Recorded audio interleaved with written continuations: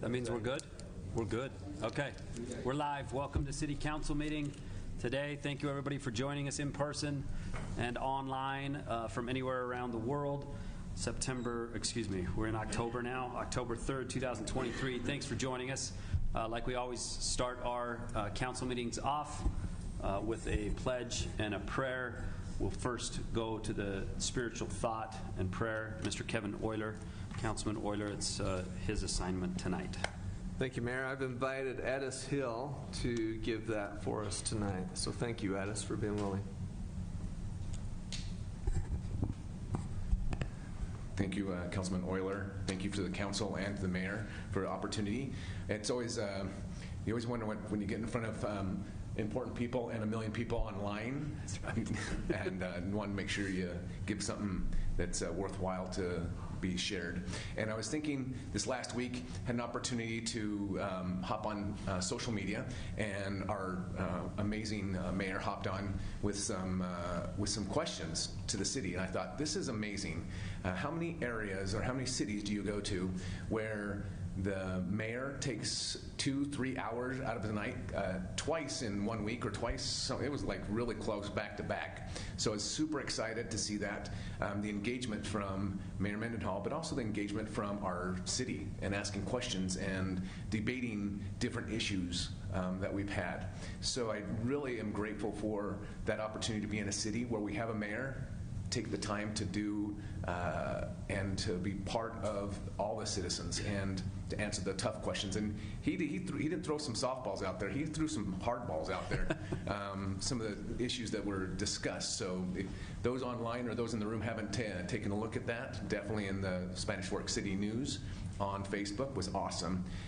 One of the things that brought to my mind was we really need to be, as a city, to be involved and ask those hard questions and teach our children that that our city is how, and our elected officials is how we get things done, and through voting. And so really wanted to challenge our city to teach and help our youth to understand the political process. And that's one of my thoughts tonight, is help them understand that political process so we can understand and they can understand how you are elected as officials and what the importance of having elected officials is for our city.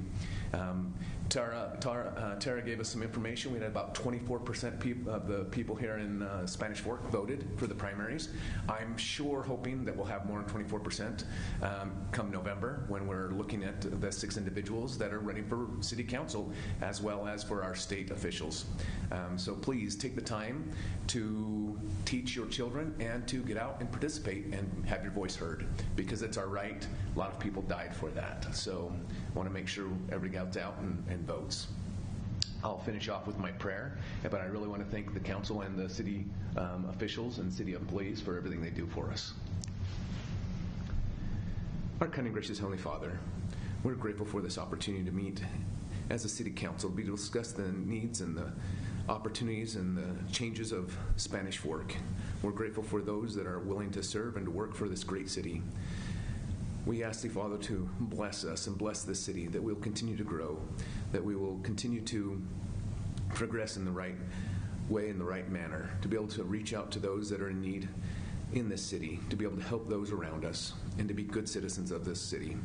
We are grateful for all the opportunities we have here, for recreation, for our families to grow, for our love of our community.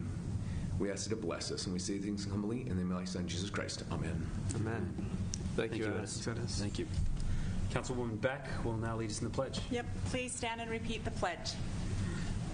I pledge allegiance to the flag of the United States of America and to the republic for which it stands, one nation, under God, indivisible, with liberty and justice for all. Thank you. Thank you. Okay, that takes us to item C on our agenda, the Utah State Library Quality Award. This sounds pretty good. Scott. Mr. Scott Aylett, Library Director. I'd say it sounds pretty quality, right? Quality. It's quality. It's a good thing, This is right? a So I have quality Rachel Cook. I'll invite her to come up here with me as well. She's from the Utah State Library. She's our representative that I work with closely with different grants and recertification that we go through with the state. And I'll let her talk a little bit about the quality award that we received this year. I don't know that we've received it in the past. This is the first time we've received it in my tenure. So we're pretty excited to be distinguished among other libraries in the state that go above and beyond. So I'll let Rachel talk a little bit about the award. Thank you for having me, Mr. Mayor and Council and City Administration. I'm very excited to be here. So the Quality Award is given to libraries as an above and beyond service recognition. It is a prestigious award. It's an award of merit. It does not go to every single library, and it is given out every year as part of our recertification process. I'm here because, and I'm going to list off some of the accomplishments that this does not even cover everything the library does that we recognize. But the Spanish Fork Library received it for their efforts with Storytime in the Park, ensuring the website is accessible and informative, purchasing requested materials that patrons submit, having dynamic and community-centric programs, and adding innovative service models to the new library space, and also exceeding our required training hours by over 50%. I do want to show we love the new library and it's beautiful and we're excited, but this was about Scott and his staff and the time that they put in to really serve your community and be thinking about them. And we've loved watching the library flourish, and Scott's right, this is the first time Spanish Fork has received this award, so I just want to congratulate the library and show off this beautiful award that Scott won. Here you go. Ooh.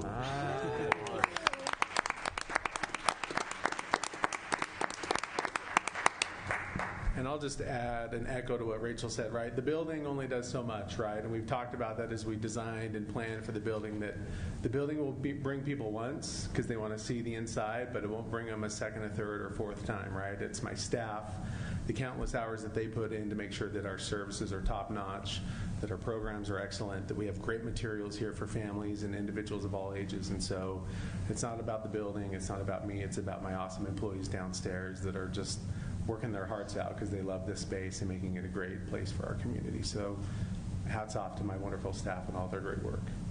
Very good. Congratulations. Very good. Congratulations. Well done. Nick? Yep, right here. Yep. Right. I'm not a great fan of lights.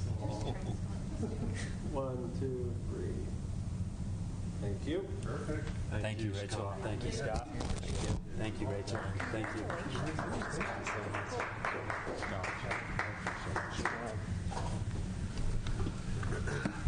No questions for Rachel or Scott?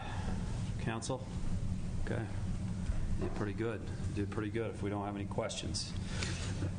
Okay, thank you for that. That takes us to public comments. This is a section of the council meeting that the public can get up and speak to the council, ask questions or speak.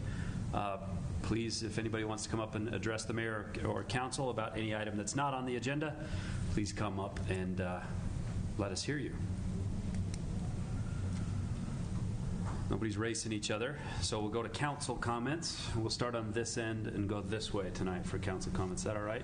You thought you were going to go. I know, I thought I was going to the front. Nope. It's okay. Nope, you're going last. Thank you, Mayor. I don't have a lot. I just wanted to say thank you to all the staff and volunteers involved with the Wings and Wheels event that we had. If you didn't have a chance to go down to the airport and participate in that, please put it on your calendar for next year because it's one of the best events that we have in the city. Lots and lots of fun. Lots and lots of volunteers that helped out with that. So thank you to everyone that volunteered, and thank you for the staff and those involved in making it happen. Thanks. Thank you, Mayor. Thank you, Councilman Euler. Yep, that's quickly becoming one of the coolest things we do. Holy cow, don't hit each other. Jeez. All right, Councilman Argyle. Thank you. Dale, Gun Club, it's not till the 10th, is it? Saturday. It's this Saturday. This Saturday. Okay. 10 a.m. Yeah. At 10 a.m. Right there we go. Okay. So thank you. So I just want to bring up our Spanish Fort Gun Club has put in a new option up there. They have super sporting clays, and they're going to have ribbon cutting on Saturday at 10 a.m. To go up there, see what they've done, have an opportunity to shoot these sporting clays. And I think we're pretty excited about this because this is something than just other than the trap shooting that goes on up there. This will add another, I think, fun addition. This is fun to shoot sporting clays. Kevin will second that because he loves doing that. It's I'm a lot not of good fun. at it, but it's fun. Yeah. Anyway, just a reminder of that this Saturday at 10 a.m. Come up to the gun club and see what we got going on in this.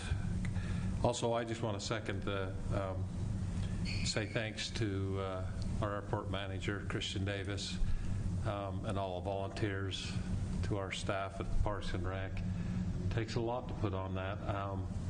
I'm not sure numbers that there. Seth estimated he thought there was, between families and everything else, there was around 18,000 people. So what a huge turnout for our half that. They said for every ticket you could add one small child. Double that. So we had 4,500 last year, by they estimate.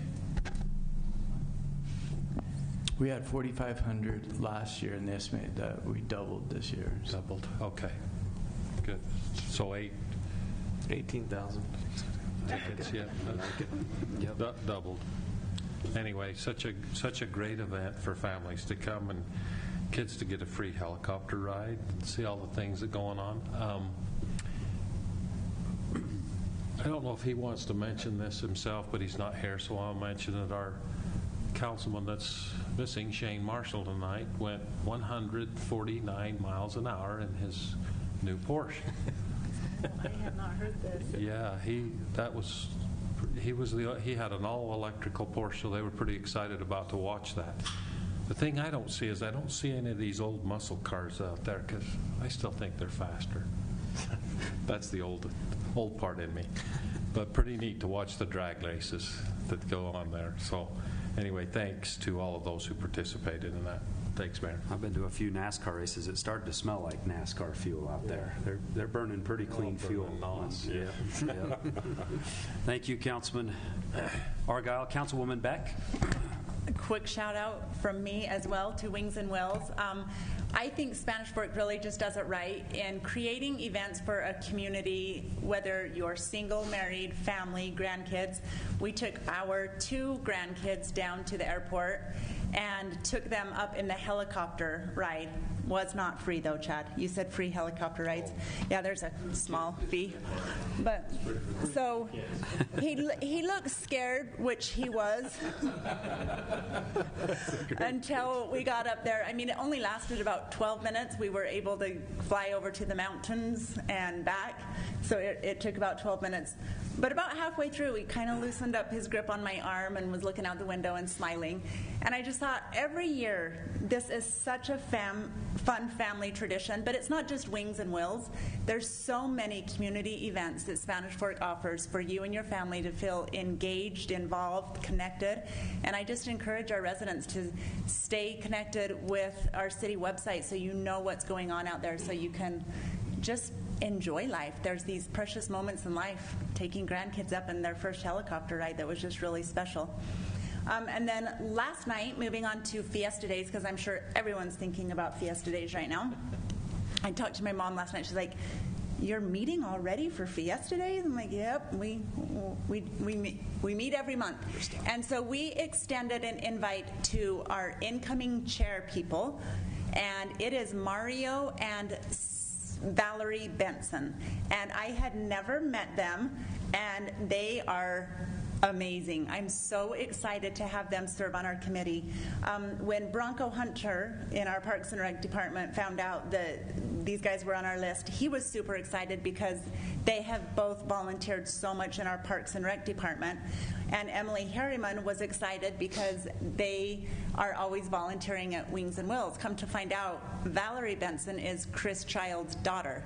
and he was the old airport director. So this is the Bensons on the right. Our current chairman is Stephanie and Garrett Anderson, and then and they're in the middle, and then our outgoing chairman this year will be Max and Amy Darrington. And we have things going. We have a calendar ready, and we're starting to book up bands, but I just wanted to let you guys know who we chose for our incoming chair. You notice you got a golden eagle right next to a dawn there, right? And they get along quite. They get along. Yeah, they get along very well. Okay. Yeah, it's going to be a really fun group. And that's all I have. Perfect. Thank you, Councilwoman Beck. Councilman Cardin. All right. First, just Arts Council. Got to give a shout out to the Arts Council. Chorale will be at the Senior Center on 10/16, so just next week, 2 weeks, singing at noon. So for those in the senior population, make sure you're there for that lunch, because it'll be a good one. Also want to give a shout out to Wings and Wills. Such a great event. Again, I think we all echo that. I get to serve on the airport board, and so the effort that they've went into to try to coordinate that with the runway or the taxiway being redone has been remarkable. A lot of work, a lot of effort. So thank you to them at the airport, volunteers, like we've already said. And update on that, it is almost done. I think we have about 2 weeks left, Chris, correct? Yeah, it's 2 weeks, and then that will be done. So all the runway, all the taxiways, everything will be back open. So we'll be able to let the flight schools start doing their stuff again. Because I think I've talked about this before, but we have about 8,000 takeoff and landings at that airport every month, and it's went down to about between 2,000 to 3,000. So quite a few reduced while we've been working on that. So that'll be nice to have back. And then Kathleen is at a conference down in Cedar City right now, so she asked me to cover some things for the chamber, so I'll run through these quickly. There's a lot. So Soda Mix ribbon cutting is on October 5th at 10 a.m. That's over by the Small Mart, another soda and cookie place, so you can make sure you get your fix. Zions Bank SBA Loan and Finance Workshop is going to be October 5th at noon over at the Hampton Inn. The new Wiggy Wash over by KFC is going to be doing a grand opening on October 6th at 11:30. I Heart Mac and Cheese is going to be a ribbon cutting on October 9th at 11 a.m. The City Council, or the elections for the City Council, Meet the Candidates Night, hosted by the Chamber, is going to be October 12th starting at 5:30 to do like a meet and greet, and then at 6 p.m. the event will actually start. Target's ribbon cutting is October 17th at 5 p.m. They're holding a business summit on October 26th, and that's an all-day event, so if you want to attend that, please make sure you register for that. And then the one that I know that Councilman Argyle has been waiting for is the Trick or Treat on Main, is on October 28th at 1 o'clock. Free candy. Free candy. And then one thing that they wanted to make known is just they have put out let's call it a diagram of how to navigate Main Street to try to keep it kind of orderly. If you've been down to Main Street on trick-or-treating, it can be a little hectic. So they're trying to go, I think it's counterclockwise, but don't quote me, look at the picture. Oh, here it is. So, okay, I got it right, counterclockwise. The other thing that they wanted to mention is if you have a business on Main Street, please recognize your business, be out there, but also other businesses, if you have them throughout town, there are going to be opportunities to, come down there. There's, Mayor has a business downtown. He might not take up his whole storefront. You might be able to partner up with another business to be down there as well to help facilitate more trick-or-treating. And then lastly, there is a scarecrow contest on Main Street that happens throughout this month. It's going on now. If you want to do it, please go to the website, SpanishForkChamber.com, register, and then also go and vote. There's a lot of different scarecrows down there, some spooky, some not, so enjoy those. And that's all I got, Mayor.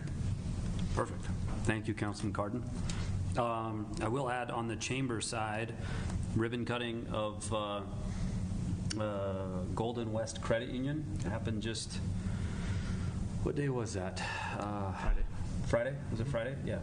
So ran into you down there, and great new business there in the old Mountain America building on Main Street, 8th North or 9th North and Main. And I know we were all a little bit nervous. That I think I saw one rendering of somebody that was looking to purchase it and knock down a building that wasn't too old and put up another car wash, and we were like, gosh, dang it, really? And no, the car wash is just going down the road from it, so there's still a car wash. But they were very grateful. Golden West out of Ogden, Utah, originally based, and it was great to meet some of their executives and their local people running that branch, and turned a good credit union building into another credit union building. So good ribbon cutting that day too. My council comments really quick.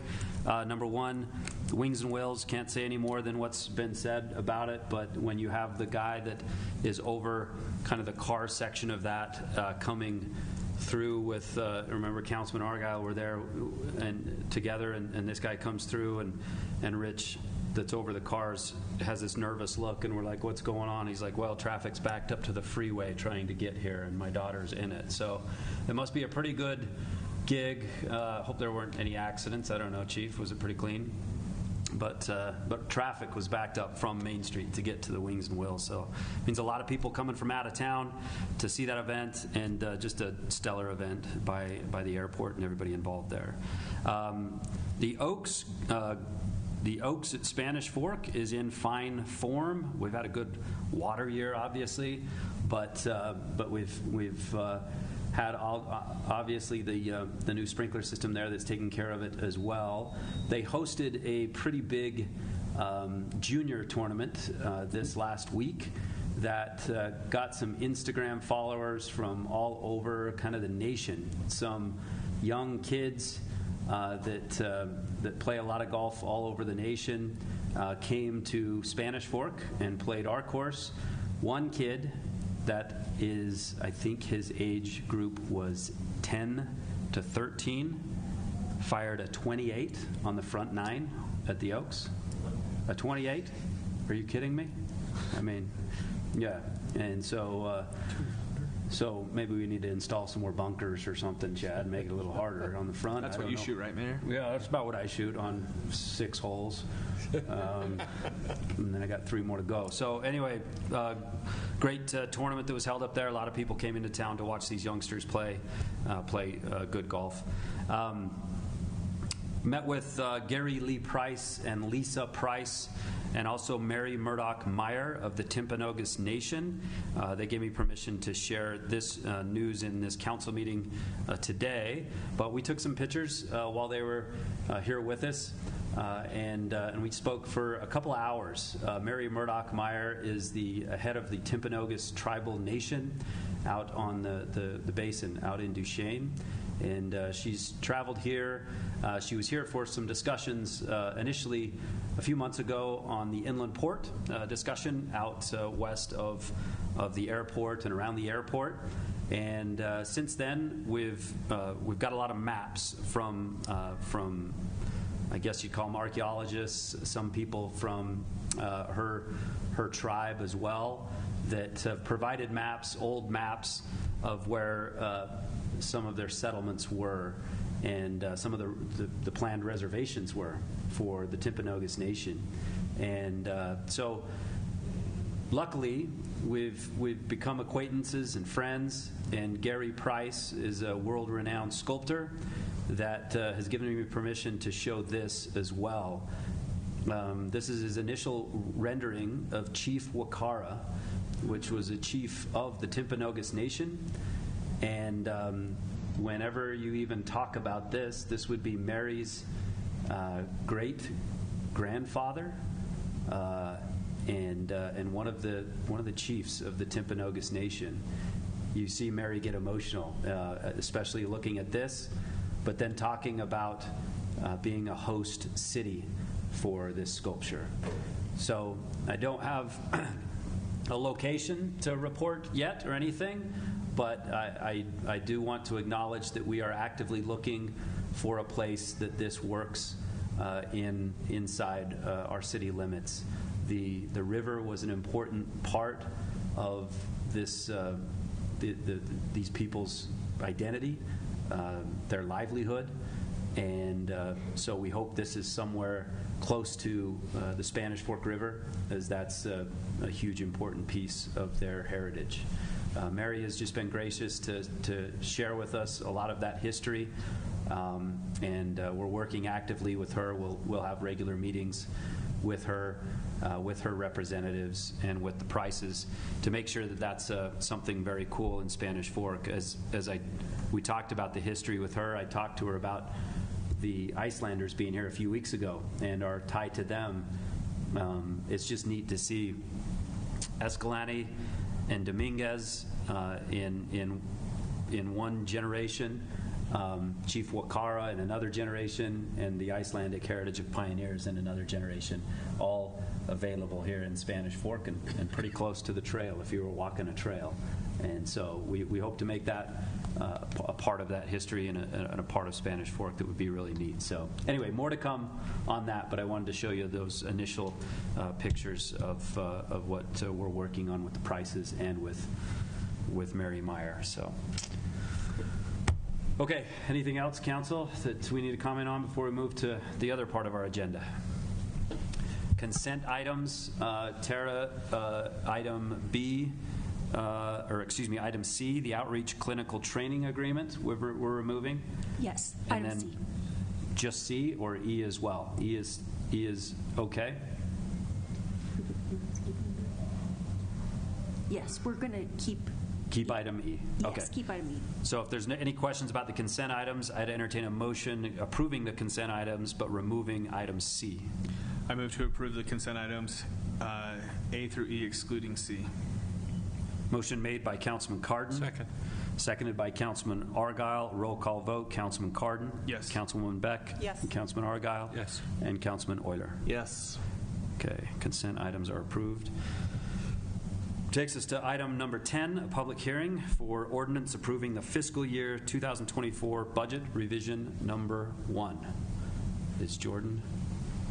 I should make a note, we are missing some people today. We're missing Councilman Marshall up here. He's in other cities for his day job. And Manager Seth Perrins and Assistant City Manager Tyler Jacobson are out of town at the same conference, right? There you go. Lucky them, right? Lucky them, Jordan. Yeah, budget. So fiscal 24 budget goes from July 1st of 2023 to June 30th of 2024. So we're only 3 months into this budget. Let's see if I know how to point this thing. All right, so why do we do a budget revision 3 months into the fiscal year, right? So a few things, salary adjustments. So we actually have I guess state law requires that the salaries are approved separately from the budget. So we're going to do that here. We have a few fee schedule changes, and then carryover projects. So carryover projects are when we budget for something to happen in one fiscal year, and inevitably we can't quite get to the project done. So those funds, they fall into the cash reserves, and then the next fiscal year we can rebudget them and use them. So in one sense, you would say it's not really increasing the budget because the cash has already been reserved for that purpose. Yeah.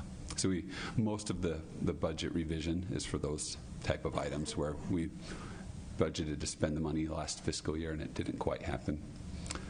All right, so fee schedule changes, just a few of them. So unauthorized fuel fee at the airport, that is a new fee, and it's $1,000. The police, private security, and/or traffic control, so that is currently at $85 per hour, and that is going up to $100 per hour.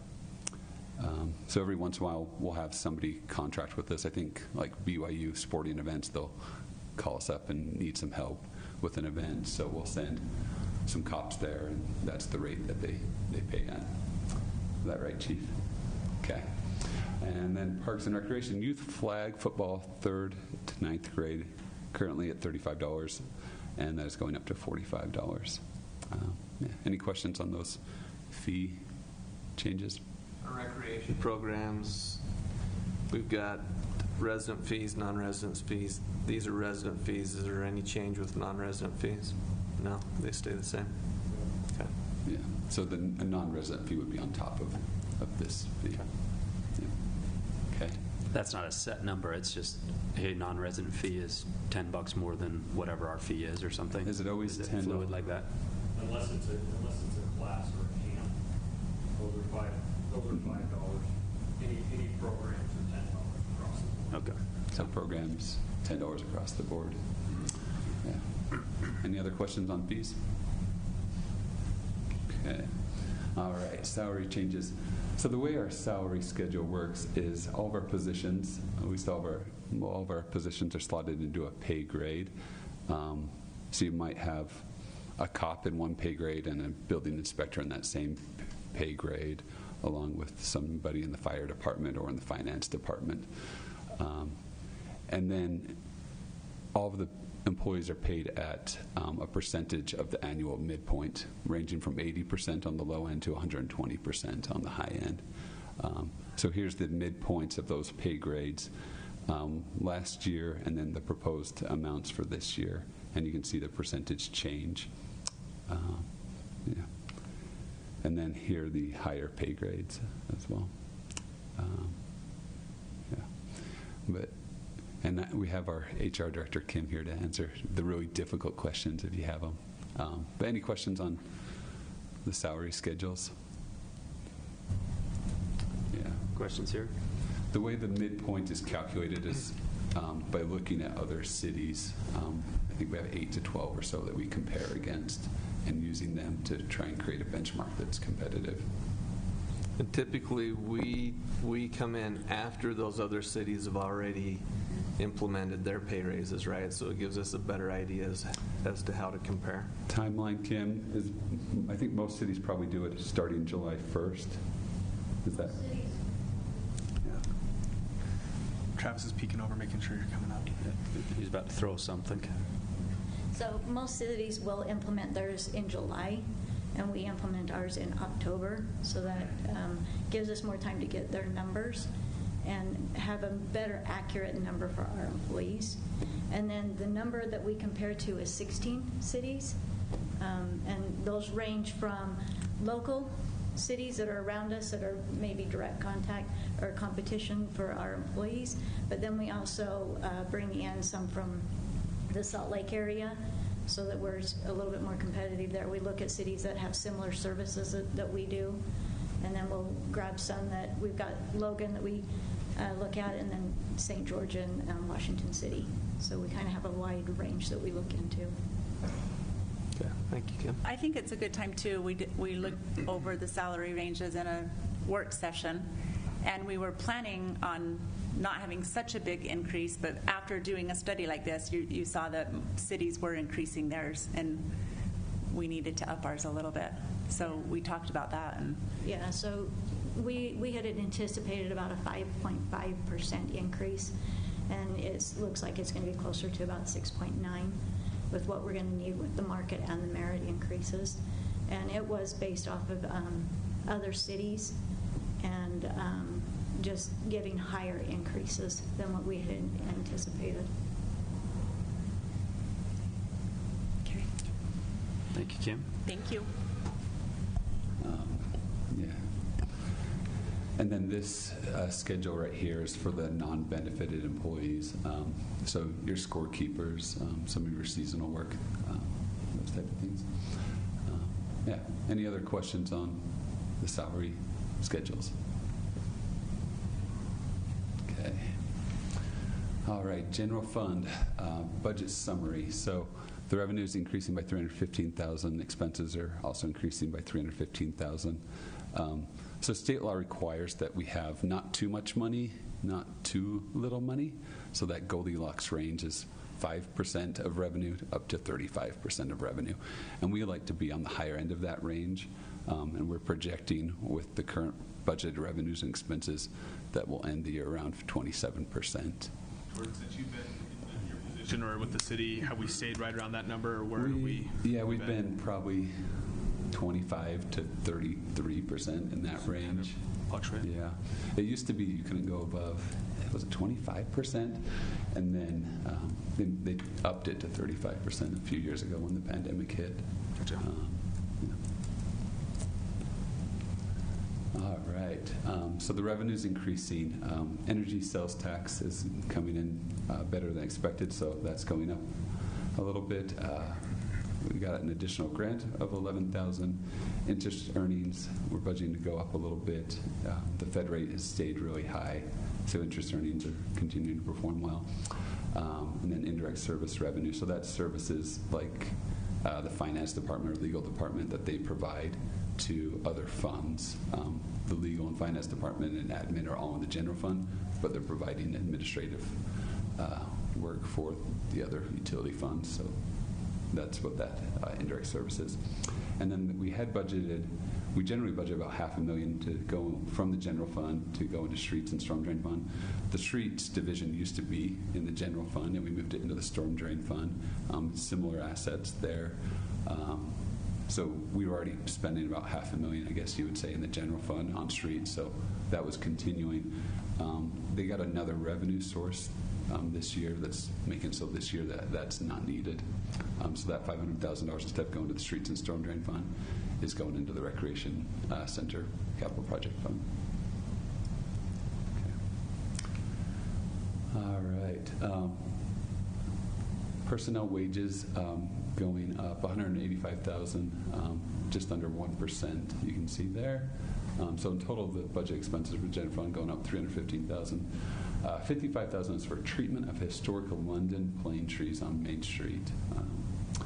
$95,000 IT division for core switch replacement. So I'm not the IT guy, but the support for this piece of equipment is going away. So in order to maintain support, we've got to switch out that piece of equipment.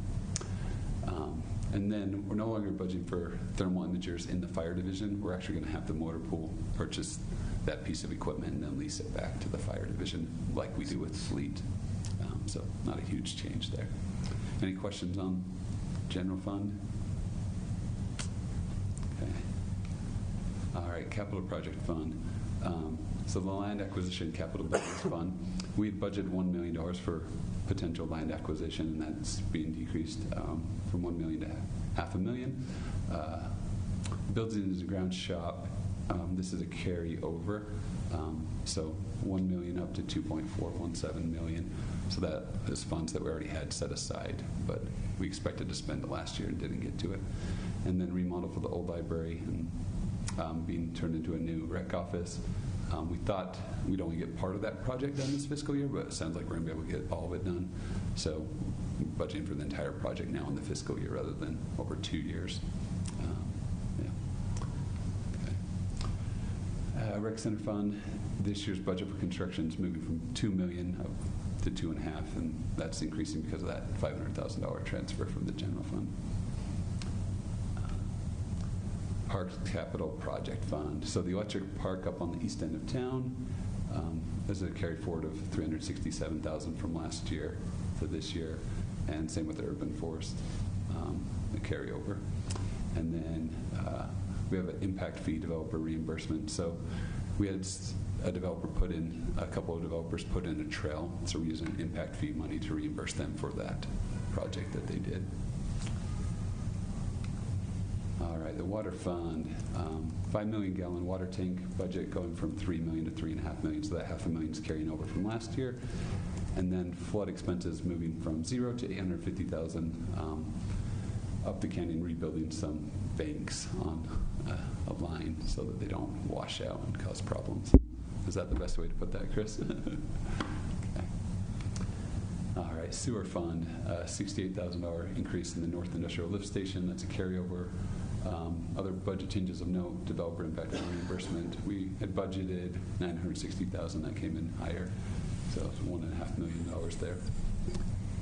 That's really hard to predict in January, and so basically what that means is we collected a lot more money in impact fees, and so we were able to reimburse more. So, thanks for that clarification. Sewer plant, $250,000 in carryover funds for the sewer plant. Power and light fund, expenses increasing by $1.8 million. Development construction material going from $4.5 million to $4 million.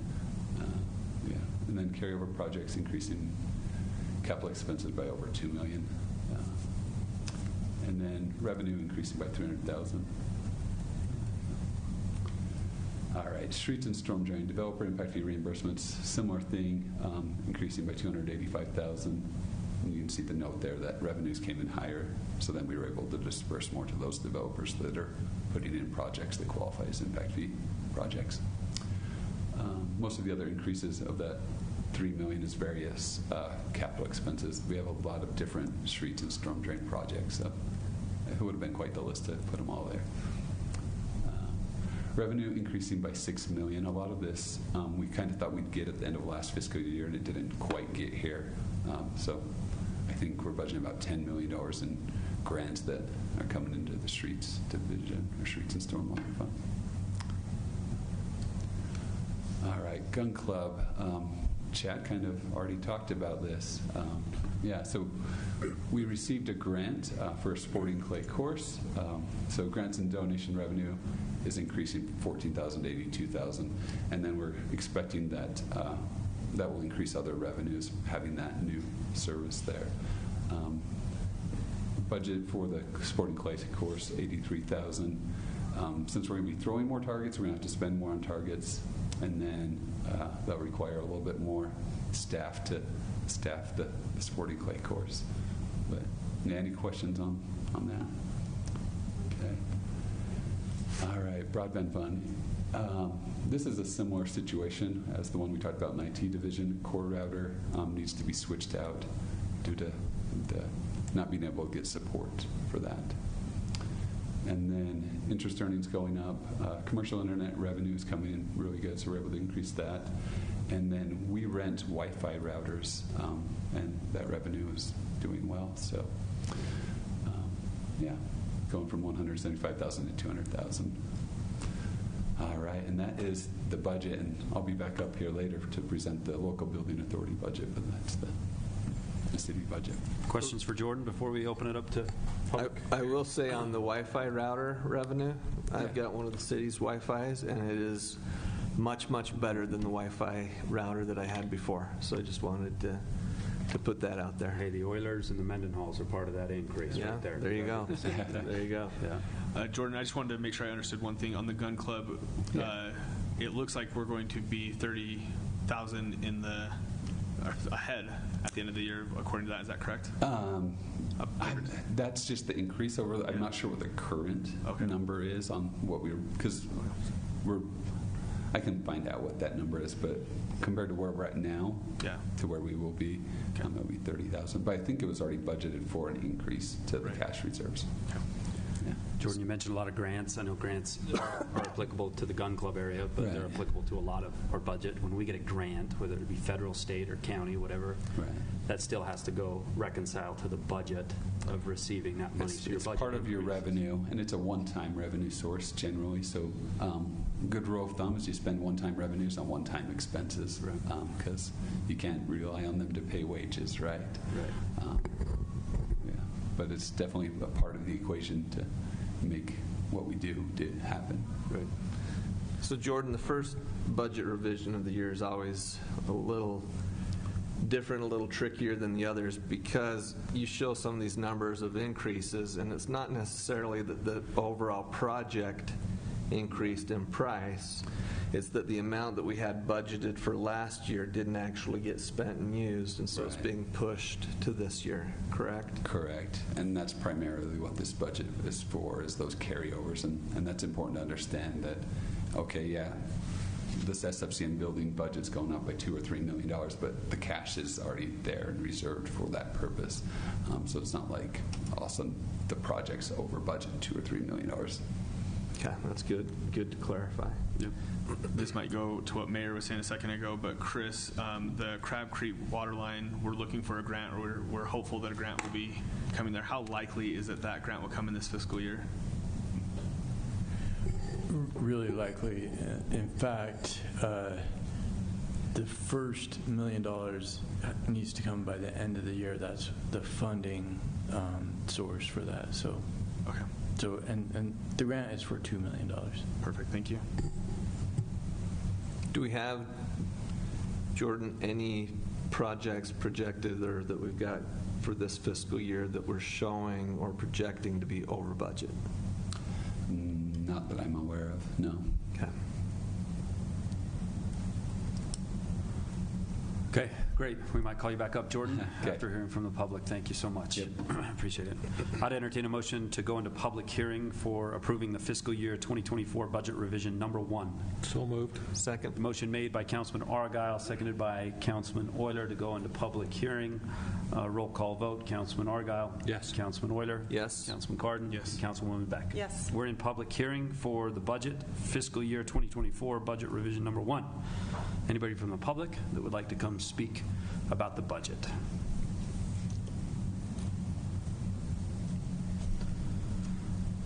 Okay, seeing none, I'd entertain a motion to go out of public hearing.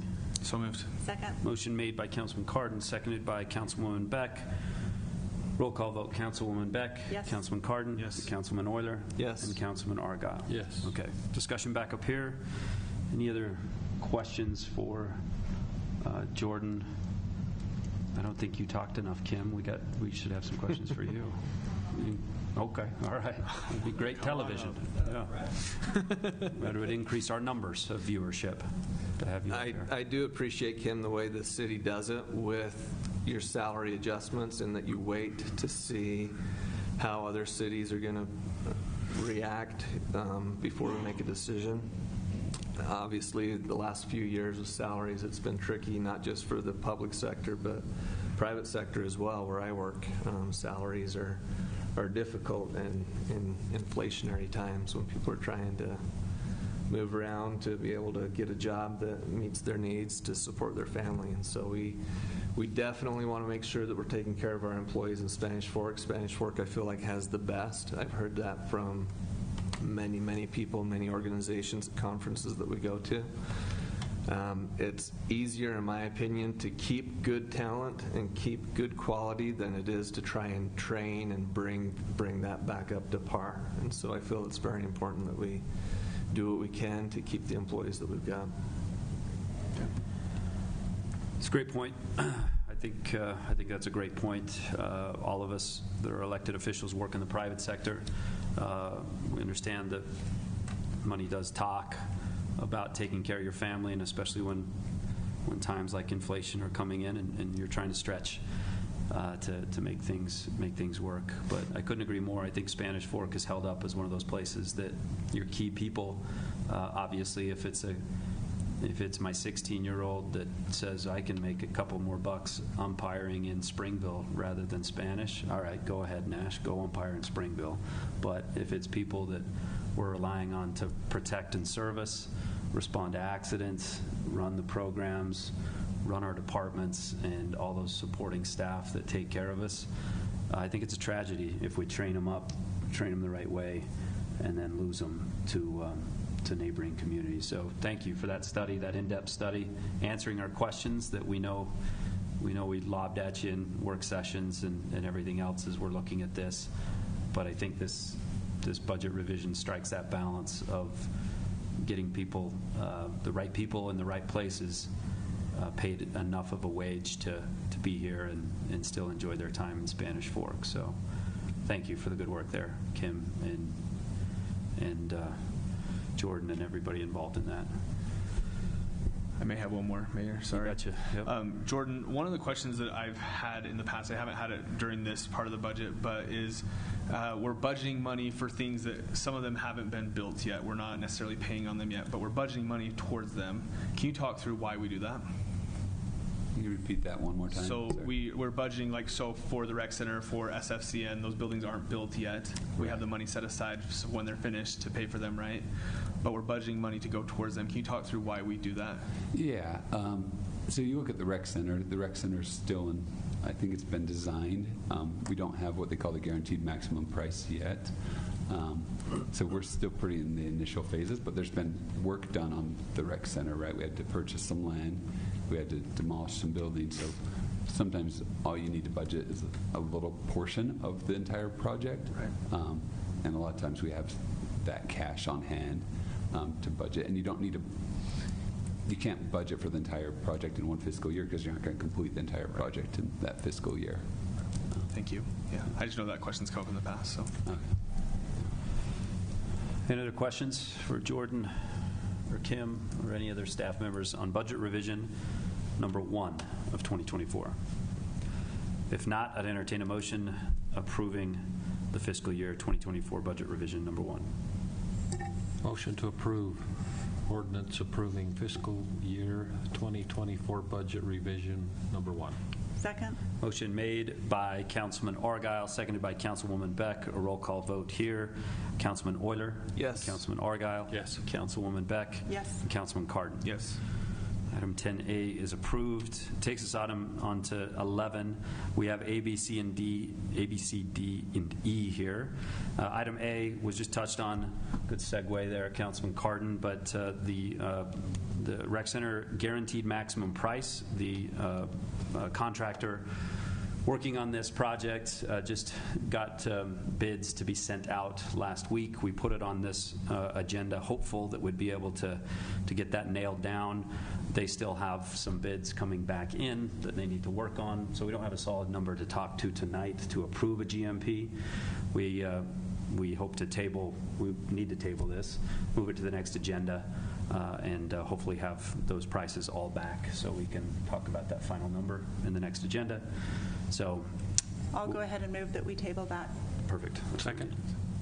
Motion made by Councilwoman Beck, seconded by Councilman Argyle. A roll call vote. Councilwoman Beck. Yes. Councilman Cardon. Yes. Councilman Euler. Yes. And Councilman Argyle. Yeah. Item A is tabled. Takes us to item B, Gateway Parks, the golf course range use agreement. I don't see anybody from that group here, Dale, but we'll have you be our professional snowboarder. Yep, guy. You gotta Do I look link like to a that. professional snowboarder? Probably need a mullet or something, don't I? You were until last year's accident, and then Well, that's right, I was. We're taking you out of snowboarding. Yep. I'm out of the snow business. Yep. Yeah, this is an agreement that we'd like to enter into with Gateway Parks. I know you guys have seen this, but maybe for the public, we've had a company approach us and want to utilize some city property. It's the driving range up at the golf course, which is closed during the winter months. And they bring in their own snow maker and all of the equipment and create a tubing hill. The main purpose of this is to also introduce, first of all, to make sure that people in our area have access to facilities so they don't have to drive clear up to the mountains to enjoy and get exposed to some of these winter sports. So this will be a man-made tubing hill that they will make. Also on the side, they will be introducing people to snowboarding and skiing so that, again, the main purpose is, now this obviously is a commercial venture here, which they will charge for. They will have a website put together that will show you exactly, they'll have sessions and times that you can sign up for to have your family go enjoy this activity. In return, in the agreement, it calls out for them to pay us 3% of their revenue. Now, this isn't their first venture. These guys have done parks up at Idaho State Park in Minnesota. They've done them across the country. So they saw our site and fell in love with the intimacy of the little driving range area, because this isn't a great big massive hill that goes on for 300 yards. It's fairly short and concise, and they mix it up. They change these runs all the time because they've got control of the snow. So really a neat family atmosphere that we were intrigued by, that would provide a recreational opportunity for our residents and families here to be able to experience these types of things where a lot of them don't have access. So they don't have to drive an hour or 2 hours to a ski resort. We will, in a good year on the driving range, we'll make around $10,000 from November through March. So it's slow anyway. This will not interfere with golf course play. If the golf course can and will remain open, weather permitting. The driving range will not be open, however. So it won't interfere with our golf patrons if they still want to come play golf.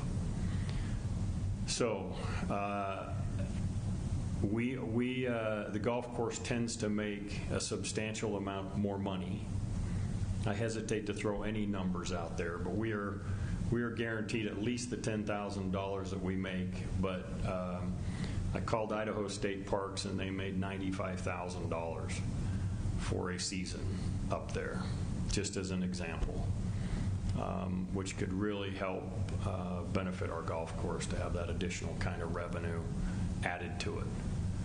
So I think this is a very prudent use of a piece of property that's going to be sitting idle for the most part during those winter months. And the agreement that's before you is really a one-year agreement, so it's a test drive. Let's see if we like this. Some of the parks I talked to have signed long-term agreements with these guys, so they're happy with the service that they've provided for their communities.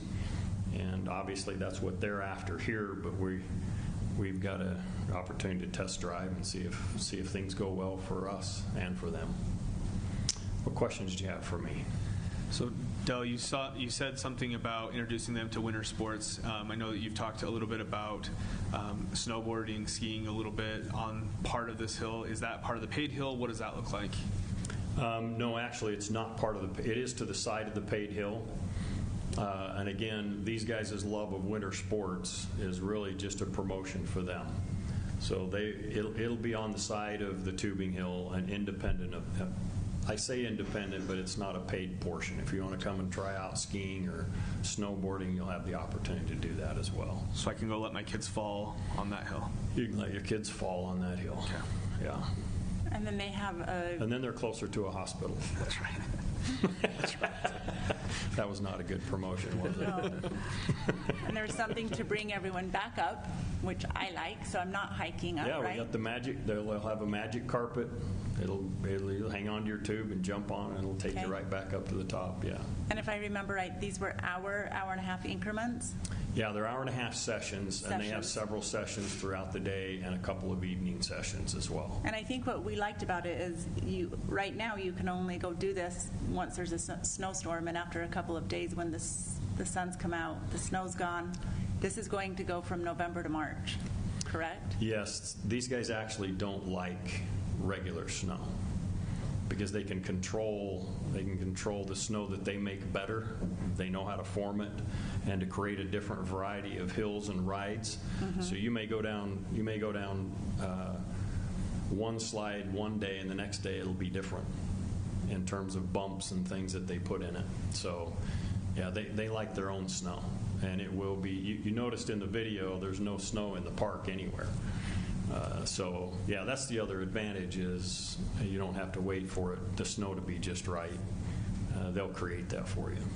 Yeah, this will be something that residents go to their website to schedule and reserve an appointment, not anything related with the city's website, right? That is correct. Yeah, they'll have their own independent website. I believe they're calling it Spanish Fork Super Park or something like that. We'll be able to help put that out to our residents once they have that web page established. Then we can share that with. We can put a connection on ours so that at least people know where to find it. But yeah, they completely go to their website.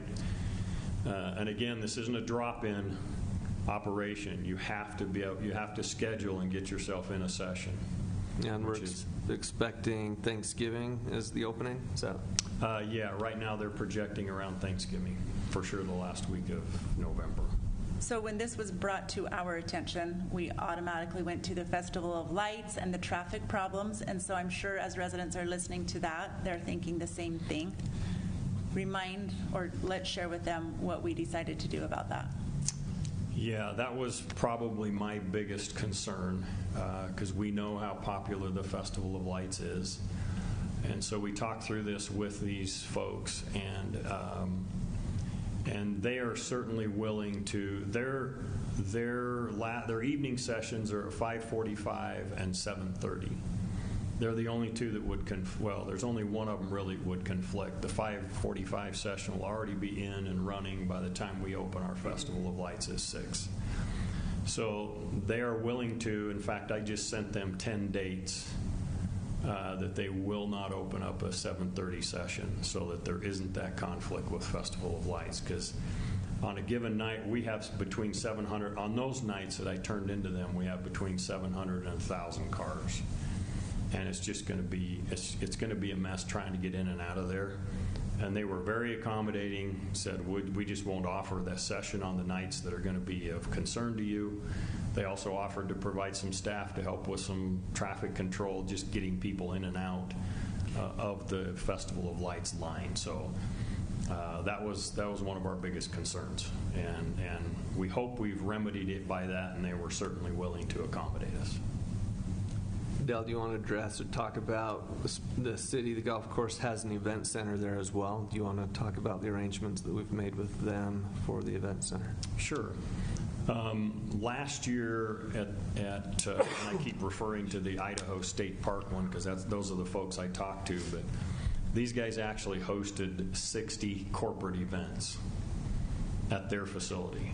So one of the big things they have found is that a lot of businesses want to use this for a Christmas party, their venue, and so they'll book up sessions and then so they asked us if they could have access to the event center if they had corporate events that wanted to utilize it, and they agreed to just pay us our regular rental rate, go through the regular rental process in order to utilize that facility.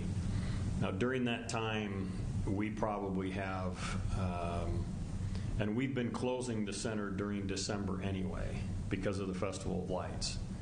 The first year it opened, we tried to have weddings there and other things in December, and it was a disaster because people didn't know where to go. They waited in line to go to their wedding. They waited in the Festival of Lights line, and we had this thing signed, and Matt's got the hair on the back of his neck standing up because he knows what a nightmare it was. We had to place officers there. And so that was a problem, so we quit renting out the center in December. So we haven't been doing that for some time.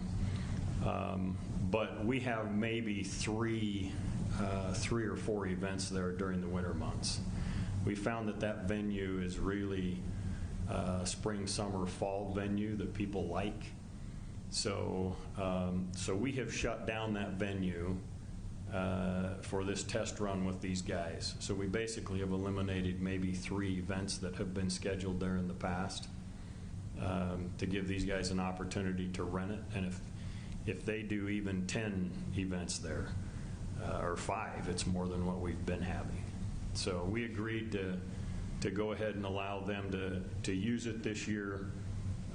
If they have a need to, they'll rent it through the same process that everybody else would. But we've kind of reserve those times for them, so because other events in this traffic are not going to mix. So we don't want people getting all upset if they schedule it and then our parking lot's only so big.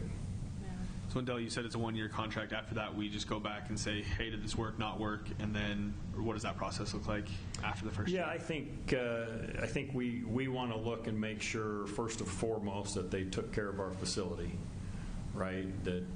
And they're going to leave it in as good or better shape than what they inherited it. So that's the main thing we're concerned about. If this was successful for the golf course financially, and the facilities were taken care of, and it worked good for them as well, then we come back to this body and say, hey, are you guys interested in here's the data.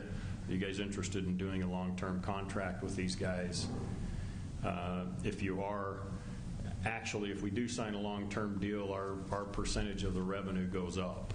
So for this test drive, they've got $2 million or $2.5 million. They've got at least $2 million invested in this capital money just to be able to start it. That's how much faith and confidence they have in their abilities to run this system at our golf course.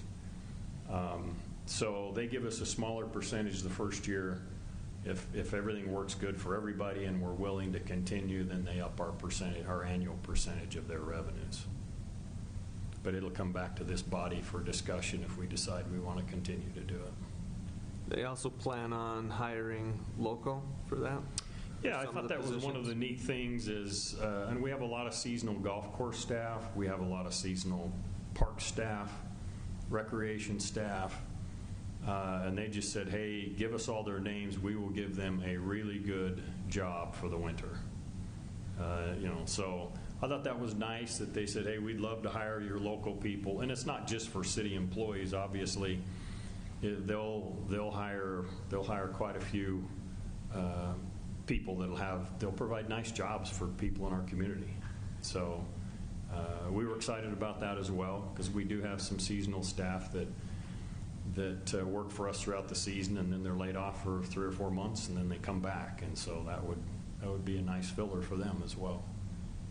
But yeah, it'll provide opportunities for a lot of people, particularly the youth, teenage groups, provide some jobs for them in the winter as well. Thanks for bringing that up. Any other questions? Anything else for Dale on this? We'd like to just have you, if you feel so inclined, to authorize the mayor to sign the contract. Perfect. Well, if we move forward with this, residents, watch out for some improvements that start in November up at the golf course. This has obviously been coordinated with Dale and a very nervous Ryan Reese at times, right? Professional of the golf course up there is like, take care of my nice course. Yeah. And so you're going to start seeing some things move up there. But starting November 1st, yeah. Yep. They'll start getting things set up and ready to make snow. Snowmakers, Yep. snow, I guess bigger than snow plows, snow cats, right? All sorts of kind of stuff up there. So, okay, if there's no other questions, I'd entertain a motion on item B. I move to approve the Gateway Parks agreement. Motion made by Councilman Euler, seconded by Councilman Argyle. Roll call vote. Councilman Cardon. Yes. Councilwoman Beck. Yes. And Councilman Argyle. Yes. And Councilman Euler. Yes. Item 11B is approved. Takes us to item 11C, proposed amendment to the Sky Meadows Development Agreement. Mr. David G. Anderson. Middle initial, wow. Mr. Mayor, thank you. This is really pretty simple. I appreciate Mr. Piquel helping us get this put together. This amendment would do two things. It would extend the time through which the property owners could have space on the subject property leased. In the past, we made it very clear that we wanted the leases of the large existing building on the subject property, known as the Fritzie Building, to terminate so as to encourage the redevelopment of the site ASAP. The applicant's been working, I think, in a very bona fide way to develop a different site in Spanish Fork. The upside for the city there is that we have a very good chance of being able to keep many of the businesses that have been operating at that site on the south end of town in the Fritzie Building still in Spanish Fork as they're able to relocate hopefully to the north end of town. And with that, it's taken longer for the developer to get construction underway on the new site, and with that they've requested the ability to have tenants remain operating out of the Fritzie Building for, I believe, an additional 8 months.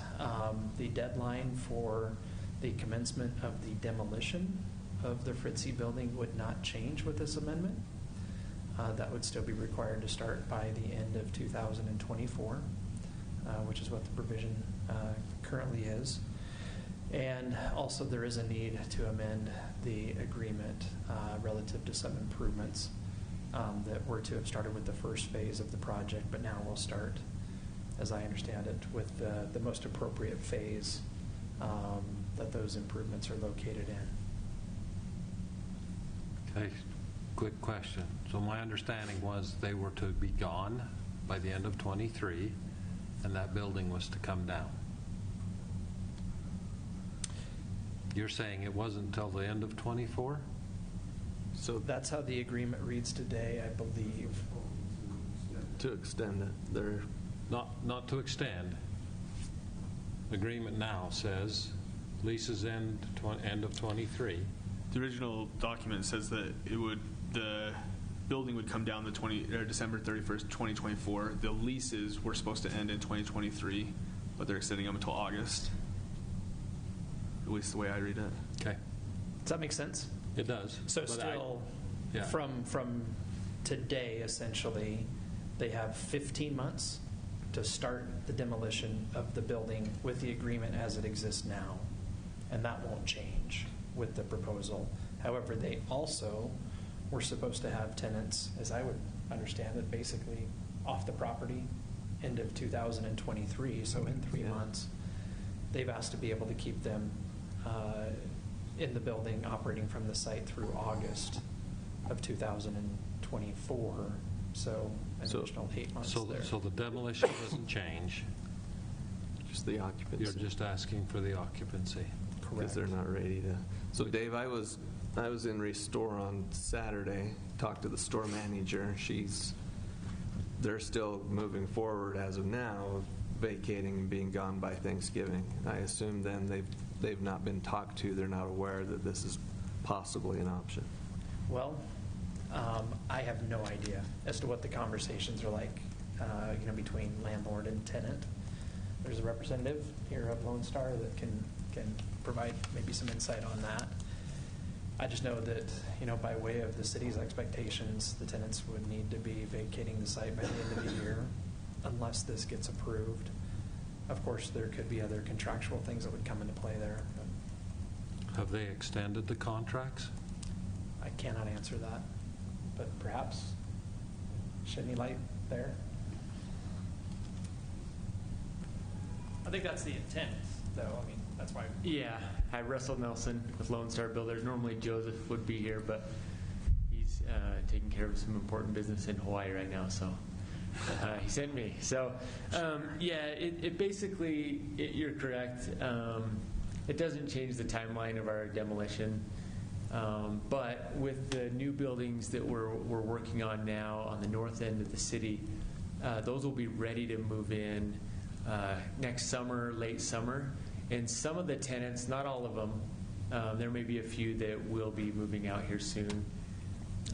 There's one particularly we hope moves out because they're not paying rent, but there are some that have already expressed interest and possibly even signed some pre-lease agreements for our new facility. And so it just imposes kind of a hardship on them if we have to kick them out at the end of the year and then they can't move in till our new building's done in August or July, sometime next summer. It would be no later than August. But our plan is to demo the existing building. That doesn't really change right now. The agreement is we have till the end of next year, and right now we're planning on doing that late next year anyways.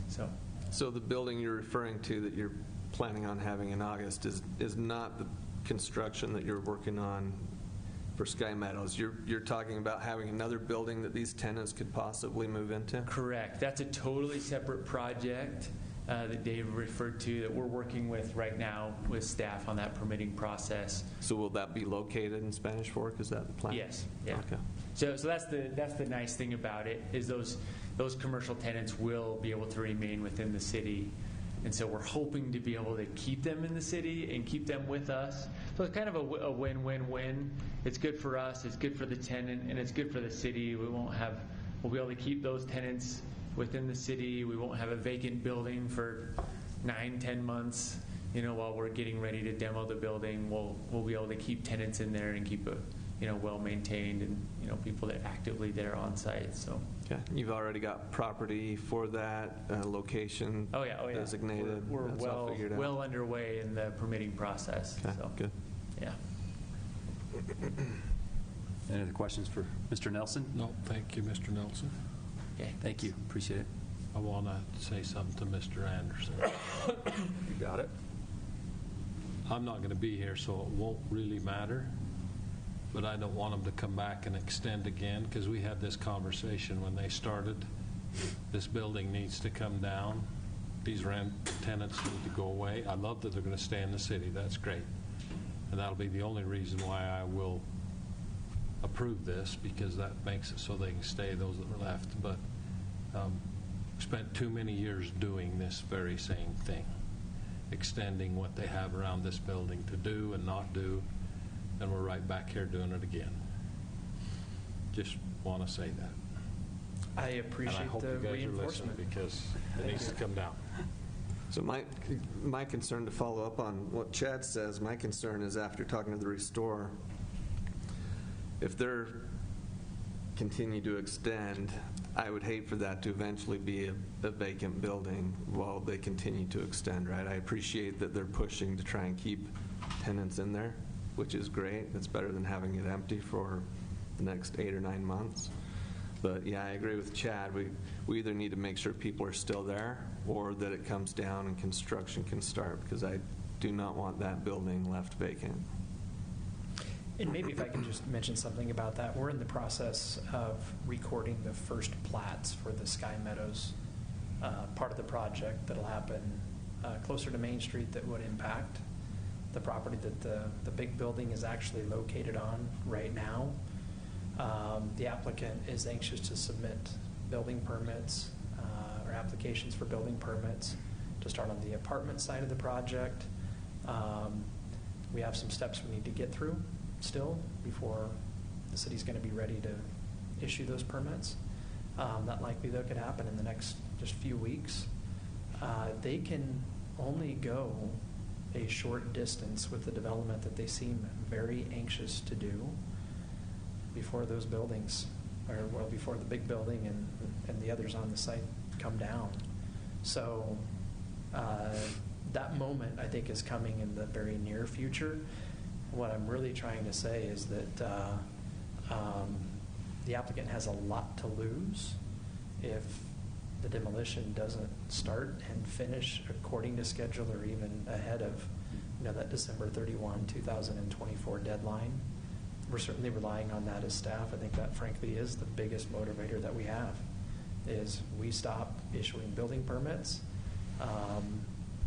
because the building's in the way. This isn't, there's just no other way around it. It has to come down. Wasn't that the condition, Dave, though, that we allow them to start that first phase where they're building the single-family homes, and then the building comes down, which allows them to start the second phase? It allows them to get to a certain point in the second phase. We haven't ever tied the demolition of the building to a phase approval necessarily. Could have. It just wasn't set up that way. Instead, it was a date-specific thing. Nonetheless, they can't build townhomes on top of the building. So, Dave, this probably isn't for you. It's probably for the property owner. But I had a business owner on Main Street, owns a business on Main Street, express interest in obtaining some of the bricks from the Del Monte building, because it's an old building and really cool brick. He'd love to take some of those bricks, actually redo the front of his Main Street building using the brick from the Del Monte building. What would the process be for that? Do you have somebody that he could contact, or what are your thoughts there? Yeah, that's a great question. Definitely get us in touch, or get him in touch with us. We're Lone Star Builders. We're just up here, up the street. So, okay. Yeah, they can just run down to our office or give me a call, and I can route them to the right person to talk to. Okay, great. Thank you. Yeah. Thank you. Any other questions? I think just a comment to what Chad's point is, I think the reason that makes me comfortable with just extending here is that we're not changing that date of demolition, right? We're hopefully keeping that building unvacant for a little bit of time, so that there's only 3 months between the time it's vacant to the time it's coming down or has to be down.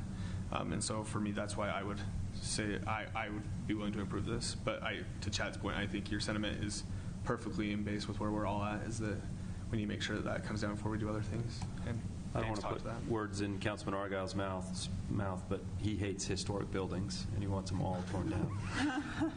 That's not true. Except the Thurber. That's not true. All right, good comments, good questions on this. And if there's no other questions or modifications, I'd entertain a motion on item C. I move to approve the Sky Meadows Development Agreement Amendment. Second. Motion made by Councilman Cardin, seconded by Councilwoman Beck. A roll call vote here. Councilman Argyle? Yes. Councilman Euler? Yes. Councilman Cardin? Yes. And Councilwoman Beck? Yes. Item C is approved. Takes us to item D, the United States Environmental Protection Agency Brownfields Assessment Grant Report. I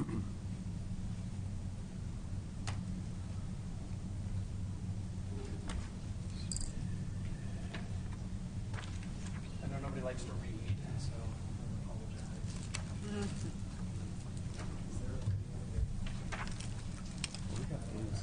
Cheering section. Mr. Mayor, thank you once again. I'll invite Mr. Snyder up here in just a minute. I'm going to do a quick intro and then turn things over to him. This is exciting for us, which says a little bit about what we do in our office. What I just passed out was a press release. It's old news at this point. It goes back to May of 2021. I'll hit a couple of highlights from that in just a moment. But this has been a big deal for us. We actually applied for this grant where the city received $300,000 once prior to receiving it. And we've been successful in getting the money out in the community and putting it to good use. And Brandon Snyder does a lot of good work for us. He's done a good job of administering this grant for the city and our office. I also want to mention a couple of other things. These are federal dollars. They really don't come with strings. There's no match required.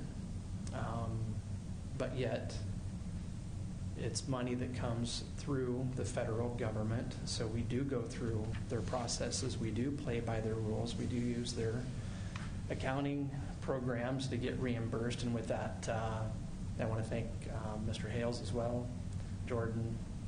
They've been, those in his office have been really helpful to get us promptly reimbursed for expenditures that we've made for the funds that we've been able to put to use so far. Others with the city have been helpful, and we'll talk in a minute about some of the good things that have happened in the community because we got this grant.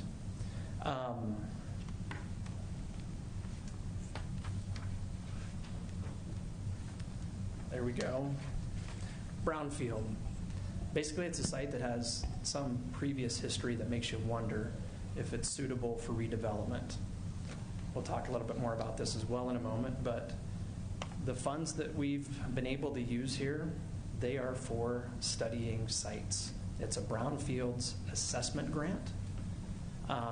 So this is not directly led to somebody going out and removing contaminated materials, for example, at least not with these dollars, but rather these funds have been spent, for example, on phase 1 or phase 2 environmental studies, mitigation plans, and some other things that Brandon's going to do a better job of describing than I can. Just a few things from what you had before you there, Council, the press release, touching on some of the things that I think are most important. Spanish Fork City was one of 151 communities in 2021 that received some of these funds, $65 or $66 million altogether that the federal government allotted for this program. I appreciate what Mr. Leifson had to say at the time, expressing his appreciation, for example, for the EPA, considering our application, awarding the funds to us. We've had a great experience working with staff at the EPA. I didn't necessarily expect that, but they've been very helpful. They've been constructive, they've been pragmatic, and I would echo Mayor Leifson's appreciation of their efforts in helping us put this to good use. Ultimately, these funds are not about just studying sites in Spanish Fork, but it's about making the community better. And indeed, these studies do set the table for redevelopment work, which has all different types of positive benefits for communities, including Spanish Fork. One of the last things I'll mention is that Spanish Fork has a strong industrial history. Counted 4 different foundries that have existed in Spanish Fork over the years. 2 are still operational. Those tend to leave some things behind that need care. Other things that we'll talk about in a moment. But into that history, as we look to progress into new uses and new opportunities, that does require some attention. And that's really what this is about. Ultimately, having the potential benefit of elevating, among other things, the value of everybody's property in the community. So I'm going to go ahead and just stop right there, turn things over to Brandon, who is a lot better prepared than I am to talk details. But among other things, I also think the council, you guys supported us back in 2020 when we applied for the award that we've got in 2021. And so I don't forget to mention it. Part of why we're here tonight is because we want to make application again. The next application we would make would be for $500,000, and we'd like to do some things maybe a little bit differently with that round of funding to have an even bigger impact than we had this last time.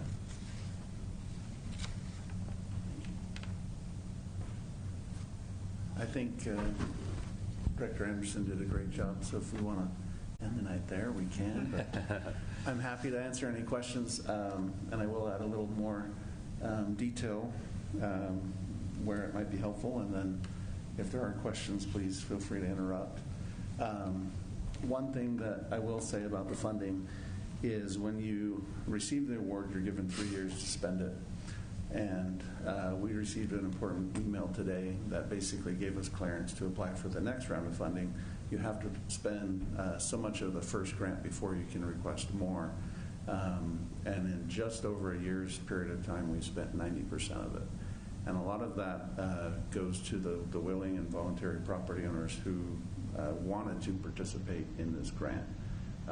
We have to coordinate with those that may be willing to delay or set their projects back. A lot of times when we meet with developers, they have funding that they can use on their own.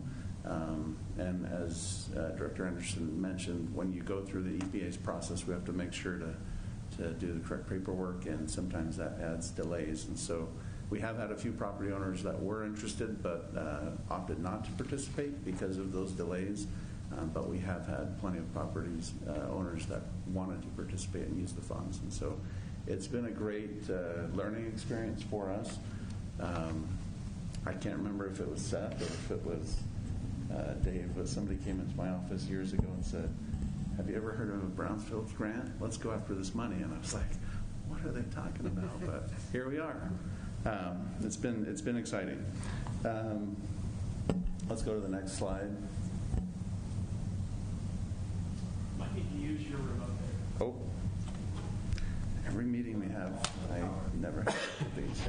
So as was mentioned, our first grant, we were awarded $300,000. And this is a slide of how we've spent most of that. We have 6 different sites.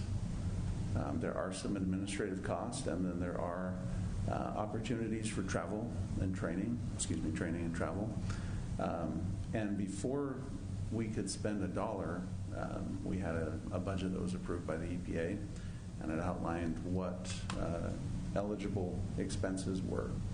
And so what we'd like to do tonight is kind of highlight and just give you an update on those 6 sites and what's come out of it or what's anticipated to come out of it.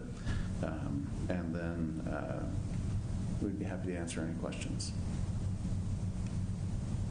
So I appreciate this slide. We've got some really cool pictures. I want to thank Travis Warren and Kimberly Brenneman. They did a great job in providing Dave and I with some excellent pictures, and we even have some drone footage if that's something we want to utilize as well. But this is just kind of a snapshot of the sites that we'll jump into. This was actually one of the sites that we highlighted in the application to the EPA. It's the previous Wasatch Pallet site, previous sugar beet factory. We still have high hopes for this one. This was one of the sites where we did spend a little bit of money because a potential developer of the site had already started a timeline where they needed to accelerate the environmental work for the property, and so they didn't necessarily want to delay what they had already scheduled, but they were able to utilize just a few of the funds to supplement some of the Phase 2 work that was ongoing. What's interesting is in preparing the presentation, we did look at some of the historic aerial photography, and a lot of these sites at the time of the original use of the property, they were clear out, beyond the edge of town. And it's amazing to see how things have grown. In some cases, it's right on the back door, and so you can see the Fieldstone development there adjacent to it. And this is a significant site because we do anticipate it will redevelop in the future, especially if we continue to move forward with the interchange and the UTA transit station. Once again, these are pictures that we recently had taken with the drone. This is the second site. This is the Expressway Partners property. We have 2 projects on Expressway, which off the top of your head you can quickly think of what uses were in the area. Most significantly was the landfill. And so this is property that has high potential. For a long time it sat, and in talking with Director Anderson, this is a really cool picture because in the background you can see some significant buildings, and the presence of those buildings have increased the value of this property. And so for a long time the property just sat because nobody could take the time or effort or money to do much with it, knowing that there were things that needed to be addressed. In this case it was landfill and debris activities. I don't know if it's helpful. I did bring some notes as far as what types of work we've done with the sites, but we don't necessarily need to go into that if it's not of interest. But as Director Anderson mentioned, the types of activities that we can do are related to assessment only. We can pursue additional grants in the future that can be used for cleanup, but with the assessments we can do hazardous material studies, sampling and analysis plans, Phase 1s, Phase 2s, a lot of the documents that a lender will want before they loan money to a property. This is a really interesting site.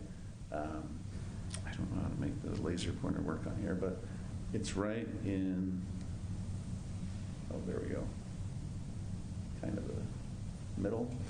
So to the right of the screen is heading north. That's the Ridgeline Apartments, which Lone Star, who was just here, is constructing.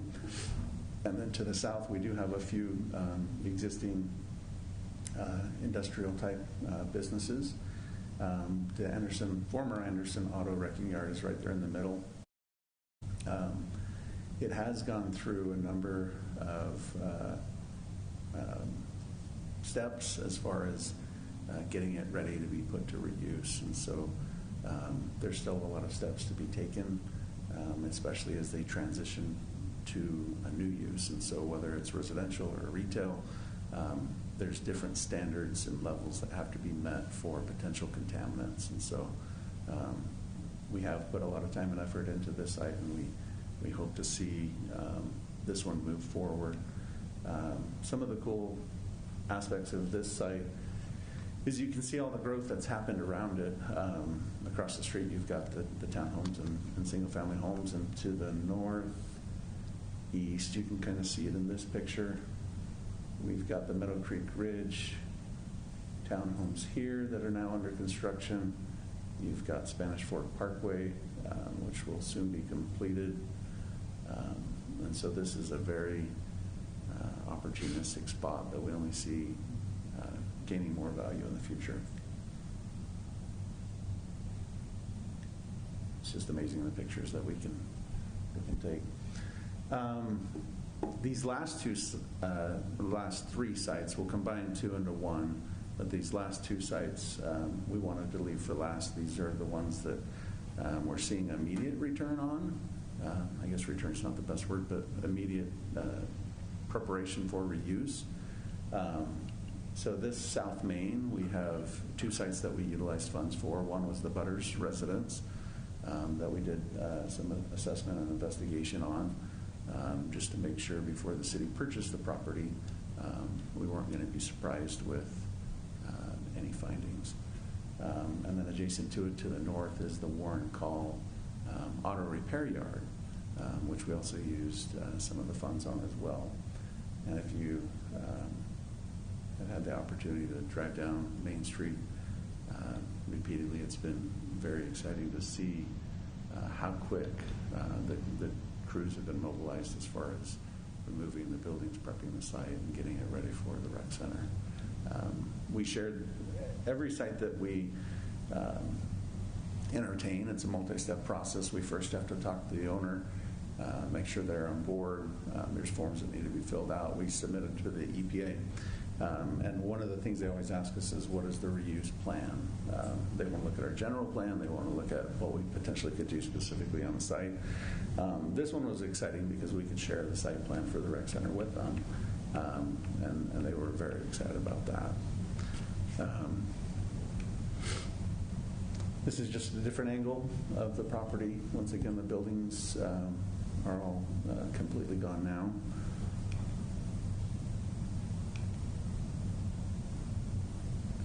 This one shows the event center there in the background.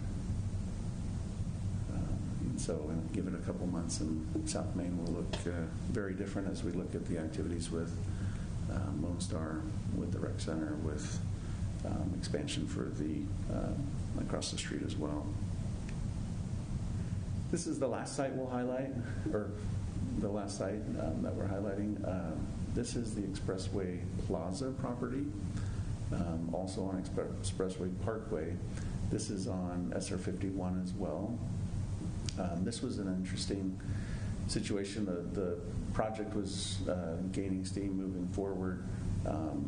There were some surprises for the builder, but luckily the timing worked out perfectly where we were able to use some of the EBA funds to help with the assessment, so they knew exactly what level of cleanup they would need to go to keep the project moving forward. And so this is a site where for a long time it sat capped, and you know the mysteries of what were below the soil didn't come out until the excavator was moving forward. But this is a great example of immediate reuse, and so the funds were able to be used. It kept the project on track, and we currently have building permits and business license applications for, I think, 4 of the potential tenants. We have an orthodontist, a dental office, a soda shop, a chiropractor's office, and I can't recall the last one, but shortly they'll be able Probably a car wash. No, there's no car wash. No car It's a wash. soda shop right on my commute there, Chad. Yeah. I'm in trouble. This is also an area of high growth. You can see the Anella Townhomes here. The Expressway Partners property, you can see here across the street, they've recently completed another building, and then with some of the funds for the assessment work that's been ongoing, they're looking at doing another building right there. And so this is a high growth area just off of Highway 6 and Canyon Creek as well.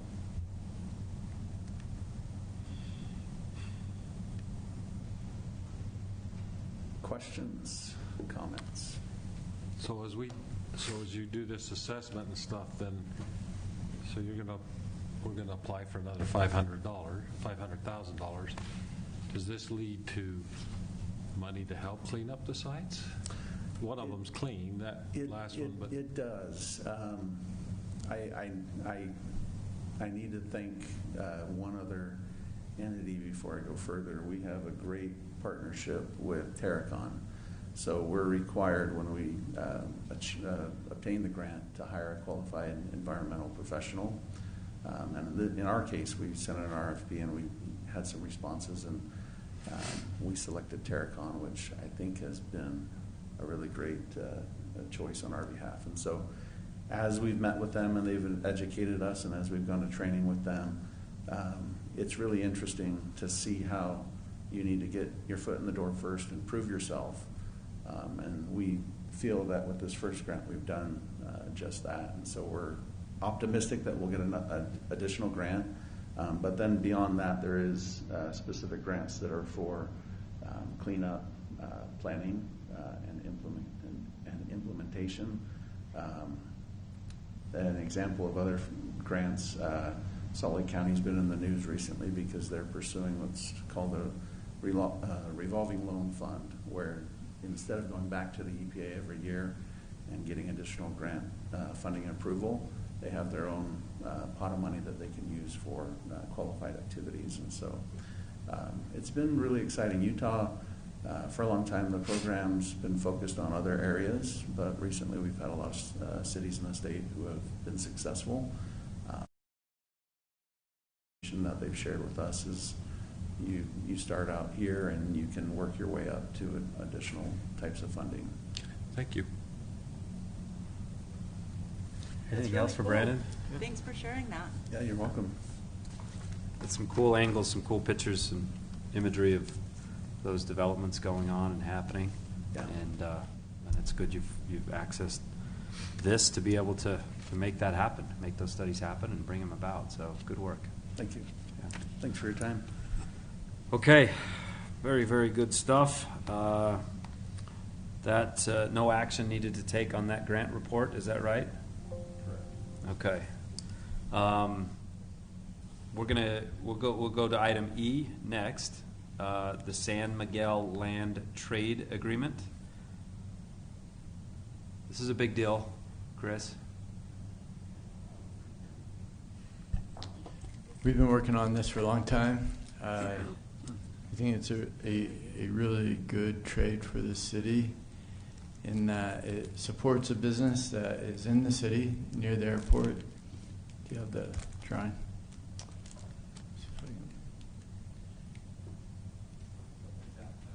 Right here, we have General Atomics, which is a business in town that wants to expand. In order to do that, they wanted to acquire the land next to them, which is part of our airport. And they also own this triangle up here. We really want the news. Double tap the laser. Okay. You just want us to see President Biden. Yeah. All right. Well, that's fine. The red area, that whole triangle, is owned by San Miguel. And so what the trade is they will give us 36.22 acres along where our taxiway, Bravo, will go, in return for 30.33 acres next to their existing buildings where they can expand. So we want them to be able to expand and bring some really good jobs to Spanish Fork and to our airport area, as well as it's good for us to acquire more land, 6 additional acres, in an ideal spot for us, which is right along where taxiway Bravo will be. And so we feel like this is great for both parties. It's taking a little bit of time because we have developers wanting to develop the land to the south, and those developers are setting up ways to develop it that are cost effective, and so we had to work out with them where the boundaries should be in order to have enough land to actually build hangars that could pay for the improvements that they would entail. And so all that has been worked out, and so we'd recommend that you approve this agreement. Thanks, Chris. This took a long time. Yeah. Yeah, it did. Long time. This spans multiple airport representatives, right? We've been working on this, so appreciate it. Good work, good trade. I would entertain a motion if there's no questions about the San Miguel Land Exchange Agreement. I move to approve the San Miguel Land Trade Agreement. Second. Motion made by Councilman Argyle, seconded by Councilman Cardon. A roll call vote. Councilman Cardon? Yes. Councilman Euler? Yes. Councilman Argyle? Yes. Councilwoman Beck? Yes. Item E is approved. Now we will entertain a motion to adjourn to the Local Building Authority. So moved. Second. Motion made by Councilman Cardon, seconded by Councilwoman Beck to adjourn to LBA. All in favor say yes. Yes. Yes. We're in LBA. where Motion to Jordan- approve consent item? Motion made by Chairman Argyle. Second. Seconded by Chairman Euler. Roll call vote. Chairman Argyle. Yes. Chairman Euler. Yes. Chairman Cardon. Yes. Chairwoman Beck. Yes. Consent items are approved. Now, LBA public hearing. Last names will be good. Easier without Marshall here. Maybe we'll just out it. All right. So the local building authority, it's a separate legal entity, which is why you are now calling yourselves chair people, right? So it has a few things that it does, or a couple of things. It builds buildings. It issues debt to build those buildings. And then the way it pays off that debt is by leasing those buildings to the city. So you have the city making a lease payment to the local building authority and the amount of the debt payment, and then that debt payment being made by the local building authority to the bondholders. So let's talk about revision 1. All right. So these are both carryover items. Library hall construction budget. We haven't quite yet paid the last invoices. A lot of times you have to wait till every last little item is quite right before you pay. So $550,000 increasing to that library hall construction budget. Total construction amount remains the same, around $21 million. Increasing SFCN building construction budget by about $3.7 million. Again, construction project remains around the same, around $12 million. And then increasing interest earnings by $165,000. So nothing shocking here. Any questions about this? Questions for Jordan on this? No. All right. That's our only budget changes in the LBA. And that is it. Okay. If there's no other questions, I'd entertain a motion approving the fiscal year 2024. Public hearing Oh, first. excuse me, we'll go to the public. Yep. Motion to move to public hearing? Second. Motion made by Chairman Argyle, seconded by Chairman Cardon. Roll call vote. Chairman Cardon? Yes. Chairwoman Beck? Yes. Chairman Argyle? Yes. Chairman Euler? Yes. We're in public hearing. Anybody want to, Ms. Andersons, you don't want to speak to this? Okay. I'd entertain a motion to close the public hearing. So moved? Motion made by Chairman Argyle. Second. Seconded by Chairman Cardon. Roll call vote. Chairman Euler? Yes. Chairman Argyle? Yes. Chairwoman Beck? Yes. And Chairman Cardon? Yes. What's so funny? Just the whole process We're opening and is closing. silly, All right. but we're not in charge. The public We're just hearing following the rules. is now closed for the Can I LBA. move that we approve the LBA ordinance approving fiscal year 2024 budget revision number 1? Second? She has done that. Chairwoman Beck, and seconded by Chairman Argyle. Roll call vote. Chairman Argyle? Yes. Chairman Euler? Yes. Chairman Cardon? Yes. And Chairwoman Beck? Yes. The LBA budget revision 2024 is approved. I move we adjourn or reconvene back to City Council. Second? Motion made by Chairman Cardon, seconded by Chairwoman Beck. All in favor, say yes. Yes. We're back to City Council. Now, before we adjourn, two things. I got two things. Personal privilege, two things. Number one is I neglected to mention when we tabled the GMP for the rec center, that we'll get more details of the groundbreaking ceremony to follow that. So that will not happen Saturday. We'll have this back on our agenda, and then we'll have that groundbreaking a Saturday after or something. So stay tuned for that. Nick will get it out. That's number one, personal privilege. My second personal privilege is that the Anderson family is here. And if they're okay, they don't have to do this, but if they would be okay, Brianne Anderson has received a mission call, and there's no better place to probably open a mission call than maybe in a council meeting. She's going to open it here? Yeah, she does not know. Is that correct? She doesn't know? Dave, did you know that she was going to do this? Has she peeked? You haven't peeked? Okay, then you're a good missionary so far. You've kept the rules so far. Have we sent the link to all family and friends? You guys Dave? whoever watches is watching live, the millions on television. But first, before you tell us, we got to get predictions. So we can go in that room there. Where do you think Miss Anderson is going to serve a mission, a location, geographical location? First. She's going to go to Russia.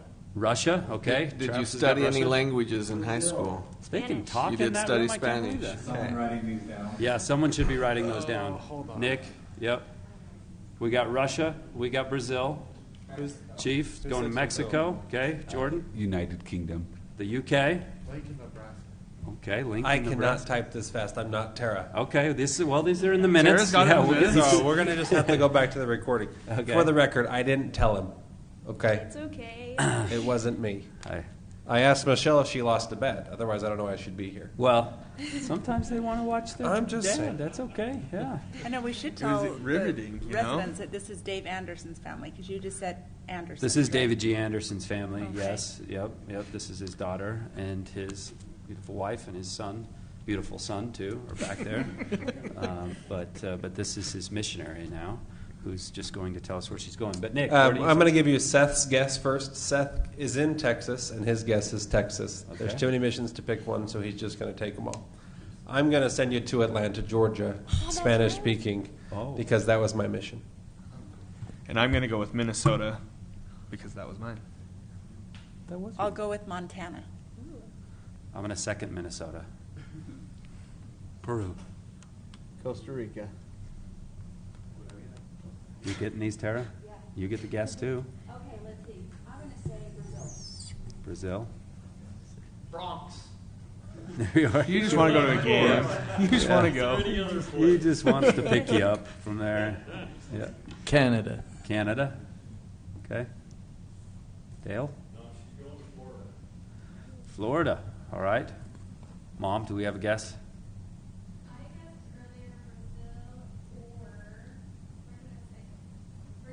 Brazil or Virginia? And little brother? Okay, Idaho Falls, Idaho. We have got everyone in this room, in this public meeting on the record now. The winner gets a one-night stay at the library, yeah, or in the holding cell down at the jail. That's what you win. But okay, Miss Brianne, Okay, we this is are fun. ready for Sister Anderson to Let me pull let us everything know. up. Yes, this is great. This is probably a first. Has this ever been done in a council meeting? Is it legal? to Definitely do it not a in this council chambers. meeting? Okay. Is All this, right. this is live, right? Yeah, this is live. Yeah. That's fun. Do you need to send this link to somebody? Okay. Yeah, you got the phone going, Mom? Okay. all You can right. record it. These seats are open up here. It's Mayor, good. put her up. We can move. Yeah, come up here. Perfect. Sit up here. Okay. All right. Take this seat right here. You're good. Yeah. There's Yes. candy in the drawer. Yes. Sweet. I'll be famous. Okay, is everybody ready? Yep. Okay. Dear Sister Anderson, you are hereby called to serve as a missionary of the Church of Jesus Christ of Latter-day Saints. You have been recommended as one worthy to represent the Lord as a minister of the restored gospel of Jesus Christ. You will be an official representative of the church, as you will be expected to honor the covenants you have made with Heavenly Father, keep the commandments, maintain the highest standards of conduct, and follow the righteous counsel of your mission president. As you devote your time and attention to serving the Lord, leaving behind all other personal affairs, you will be blessed with increased knowledge and testimony of Jesus Christ and his restored gospel. Your purpose will be to invite others to come unto Christ by helping them receive the restored gospel through faith in Jesus Christ and his atonement, repentance, baptism, receiving the gift of the Holy Ghost, and enduring to the end. As you serve with all your heart, might, mind, and strength, The Lord will lead you to those who will hear his message. They too can have the opportunity to receive sacred ordinances and make covenants with Heavenly Father. You are assigned to labor in the Chile Santiago East Mission and will prepare to preach the gospel in the Spanish language. You will begin your missionary training on Monday, January 22nd, 2024.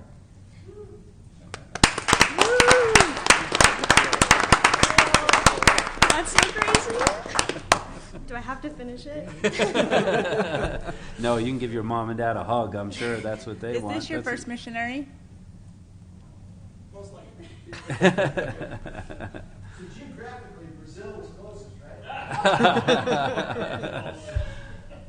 Chile, Santiago Mission, Spanish. That was speaking. my second guess. Kevin was going for that. Congratulations, Sister Anderson. Way to go. January what did it say? 22nd. January 22nd. So after the holidays, and when it's freezing here, it's probably 100 in Santiago, Chile. I don't know. But, yeah. Congratulations. Way to That's go. exciting. Very, very good. We want to get a picture after we adjourn here, if that's all right, because this is pretty historic for Spanish Fork, a mission call on council meeting. So thank you, congratulations. I move that we adjourn. Second. Motion made by Councilwoman Beck, seconded by Councilman Argyle. Roll call vote. Councilman Euler. Yes. Councilman Argyle. Yes. Councilwoman Beck. Yes. And Councilman Cardin. Yes. We're adjourned. Thank you, everybody.